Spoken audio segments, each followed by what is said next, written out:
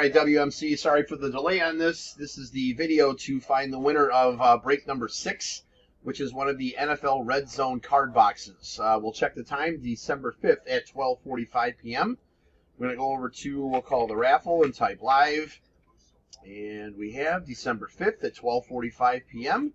There's the list of our 10 entries. We're just going to randomize your names, and then whoever's on top after the final roll is our winner. So we need a dice roll of 5 or higher. There's 8. All right, 8 times. Here we go.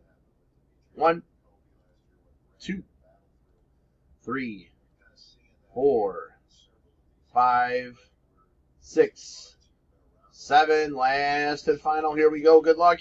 It is Joe. Spot 8 is your winner. So, Joe, you have your choice of me opening the box live tomorrow night or just giving it to you or shipping it to you sealed. That is your choice. There is our verification code, our timestamp once again, December 5th, 12:46 p.m. That's it, guys. Thanks.